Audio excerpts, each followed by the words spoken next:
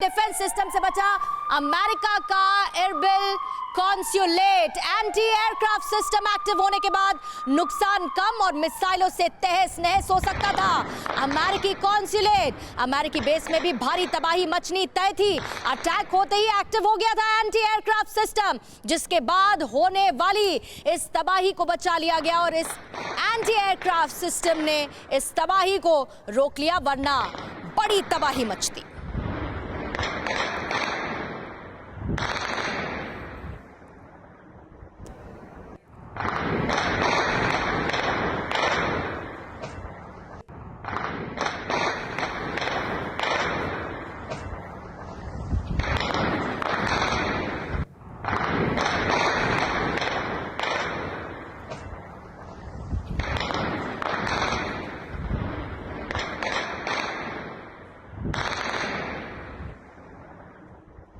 यानी संजय भारद्वाज सर, ये जो तस्वीर हम दिखा रहे देखिए, ये तो कंफर्म कर रही बात है।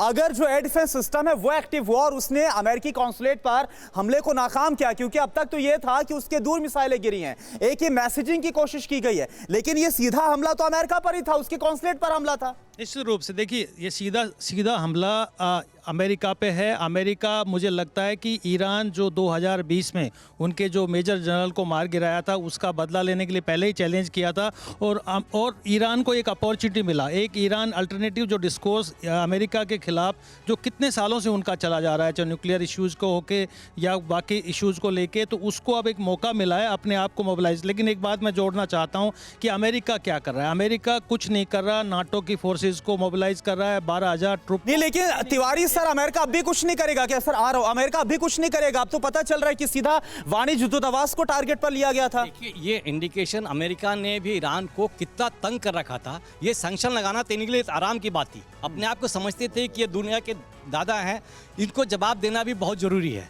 ये ईरान नहीं, कई और छोटे देश हैं जो तबाह हुए हैं अमेरिका के सैंक्शन की वजह से। ईरान पर अभी तक के सबसे ज्यादा अगर सैंक्शंस अमेरिका ने लगाए तो वो ईरान पर लगाए हैं, रिकॉर्ड सैंक्शंस लगे हुए हैं। लेकिन प्रोफेसर कपिल, क्यों America is at the centre? बात समझने की ये है कि एक तरफ जहां पर ईरान इराक की धरती पर मिसाइल दागता है, वॉर होता है रशिया और यूक्रेन के बीच में, लेकिन हम सब चर्चा कर रहे हैं अमेरिका को लेके। Why America is at the centre? Why? देखिए, पहली बात तो ये है कि मैंने पहले दिन से ये कहा कि ये रशिया यूक्रेन वॉर नहीं है, ये रशिया अमेरिका वॉर है। पहले दिन से मैंने इस बात को कहा है। दूसरी चीज मैं आपको आज एक बता दूं, मेरा एक और एनालिसिस सुन लीजिए। अमेरिका बहुत बड़ी अकलमंदी करेगा इस समय कि वो सिर्फ अपने अमेरिकन बॉर्डर्स को बचाने की और अपने अटलांटिक और पैसिफिक सीज को बचाने में लग जाए।